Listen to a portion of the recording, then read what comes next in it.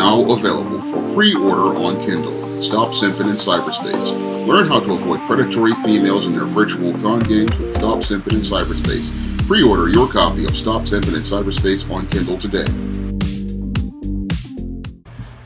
A black man who was attacked by two white racists was charged with trespassing and assault.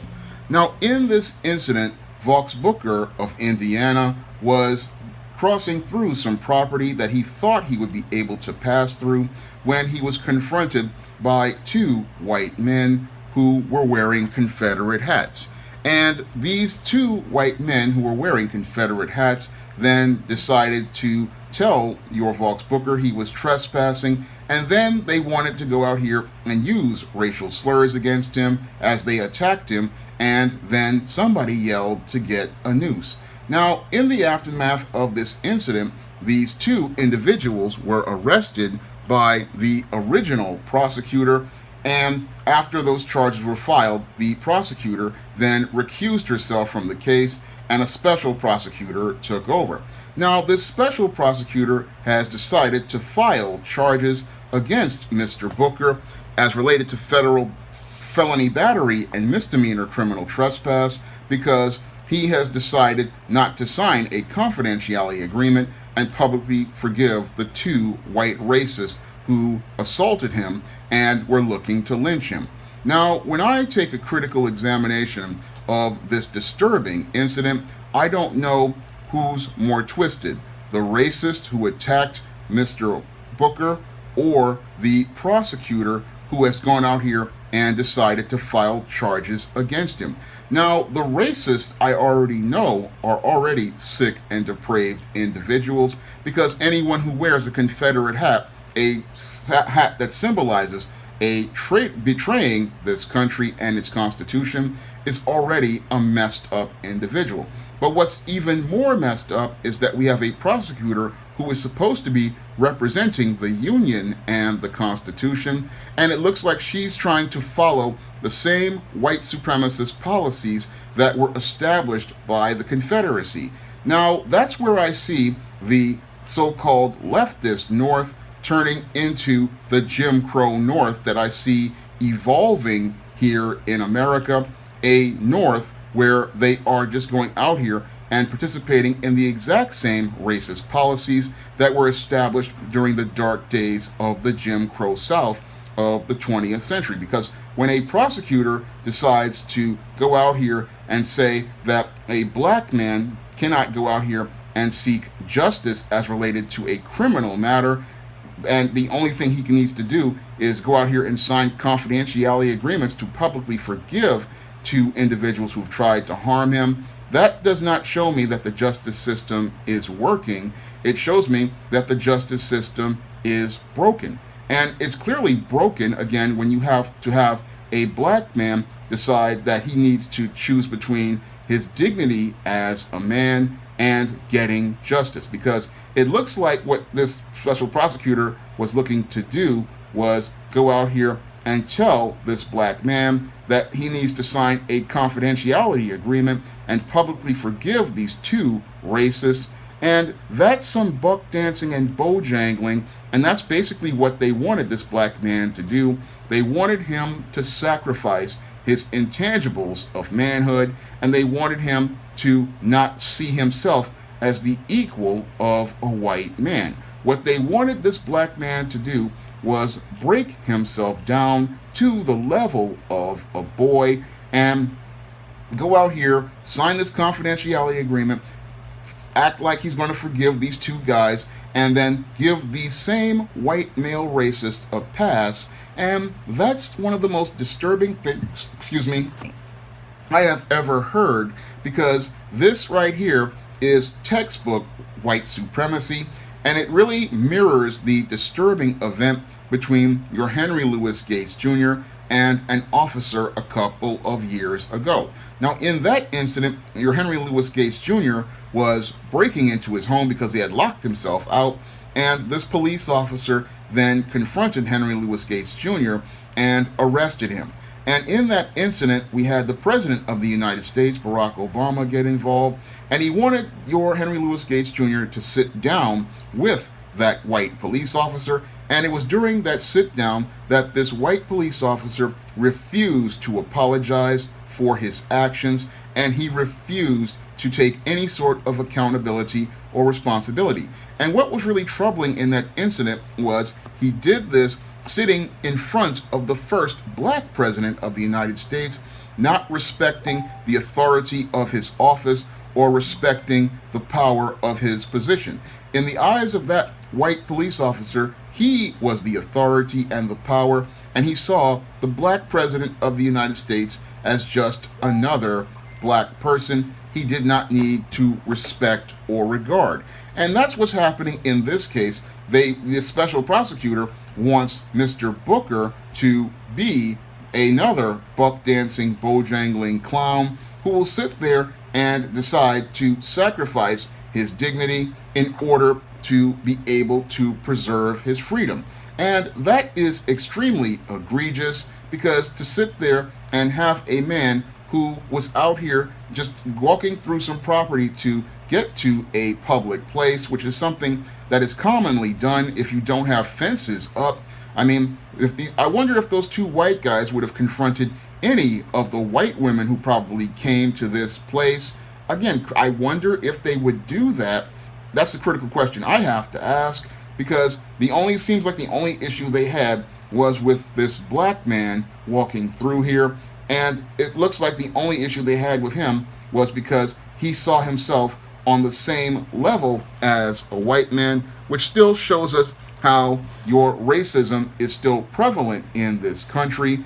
And in spite of many on the left saying that, oh, there is no racism anymore, we clearly see in this incident, which took place in 2020, that racism is still going on here in America.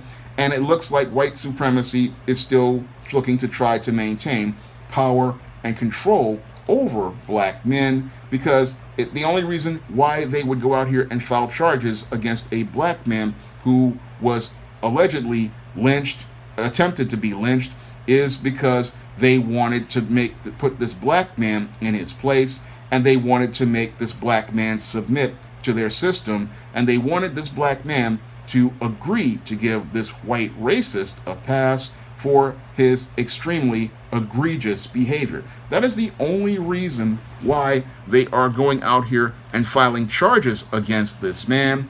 And the only reason why they're doing this, again, is because this black man decided to stand up for his rights like a man, and he decided to stand up and be a man.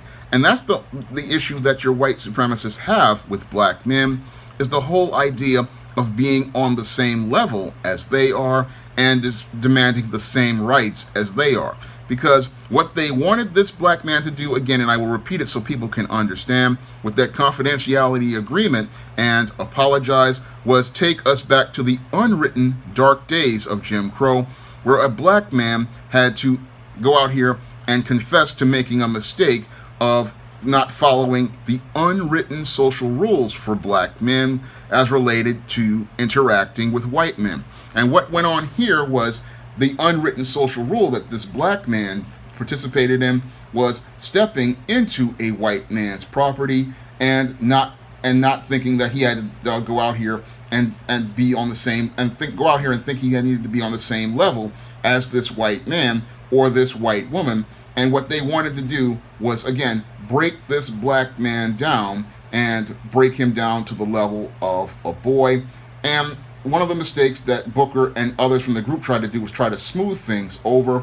But the whole problem was that this guy, these racists, what they wanted to do was go out here and they wanted to, again, they wanted to try to put him in his place. But what's even more disturbing is we have a prosecutor who is on the left and supposed to be representing the state of the union, and they're participating in the same white supremacist behavior that those guys in the Confederate hats were participating in. And that is where the denial as related to the left and white supremacy really starts to show, because they're sitting here, the state, talking about this man needs to be charged for a crime, and the crime here is not being acknowledged by the prosecutors. And these prosecutors, again, remind me so much of what happened during the dark days of Jim Crow, where your white racists could go out here and participate in criminal activity, and that same prosecutor, instead of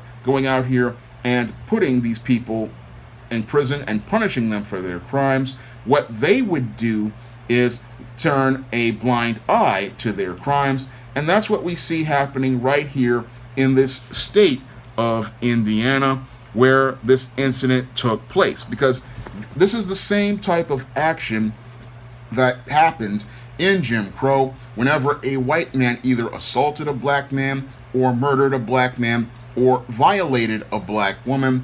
Instead of the prosecutor going out here and filing charges against these depraved white individuals, what they would do is turn a blind eye, give that white racist a pass, and then let that racist go on to continue participating in more egregious behaviors, all because of the color of their skin. And that's why I say that this is looking more and more like the Jim Crow North, because when I look at many of these left-leaning states, they are really starting to resemble the Jim Crow South of the 20th century. And the way that many of these states are just having their policies in place, they're looking to try to go out here and oppress black people. And many of them, I believe, are doing this because they are insecure about their position in the world due to declining birth rates and due to their economic status falling, due to them not being able to live that lavish lifestyle.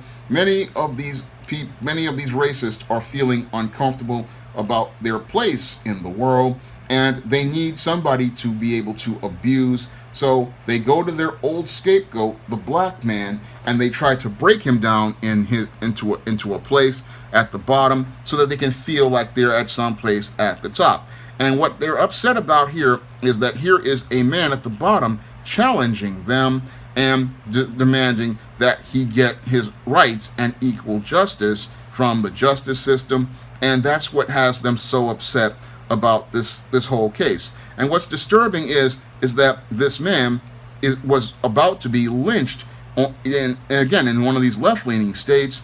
And what's even more disturbing is the criminal justice system is trying to lynch him once more, all because he decided to stand up for his rights as a black man in America. And the whole thing is, it shows us that nothing has really changed. And if you still are like many of these people on the left in denial, sitting there saying there is no racism, well, here is a textbook case of racism. Here is a man who was black man standing up for his rights, and instead of him getting equal justice, he's getting the same evil and unequal treatment his fathers and grandfathers received in a so-called criminal justice system that clearly shows us how unjust it still is, even after the murder of George Floyd and the conviction of Derek Chauvin. We still have unjust cases like this that should have never gone to a prosecutor's office, because any prosecutor of character would not want to go out here and charge this black man of any crime, because the criminals right here, these beta male suburban commandos, these are the guys who need to be punished, because these racists, they went out here, they escalated an incident, and they were looking to murder a black man, all for doing something like walking across a property in order to get to an event. And that, again, should trouble every black man and black woman out here, because here in 2021, again, after the conviction of Derek Chauvin and these politicians talking about there is no racism, we can clearly see that they're gaslighting us, because clearly there's still racism here in America, and the system of white supremacy is still going on. And what sadly is going on is that this is now happening in the so-called free North, and in this free North, it's becoming more and more oppressive for black people here in America. Now, this was a video requested by one of my viewers, and if you want to request a video, you can donate to the Cash App, the Patreon, or the PayPal, and if I know something about that subject, I will discuss it. So if you want me to make a video and you want to request a topic, head over to click the links for the Patreon, the PayPal, or the Cash App by clicking those links, and I'll be able to try to make a video for you. And if you want to pick up some of my positive fiction on the SJS Direct imprint, like the ISIS series, the E-Steam series, the John Haynes series, or the books of the Spinsterella trilogy, you can find those books on Amazon.com in paperback and Kindle format. You can also find them on Smashwords, the iBook Store, and Google Play. That's all I have to say for this video. You can comment, rate, and subscribe. Now available in paperback and e-readers, ISIS, Revenge of the Cyber Goddess. The goddess next door takes on the threat of a deadly digital diva driven to destroy the world in this action-packed, all-new ISIS series adventure. Get ISIS, Revenge of the Cyber Goddess, featuring a bonus pin-up and the other 2 books in the Cyber Goddess saga at online bookstores everywhere today.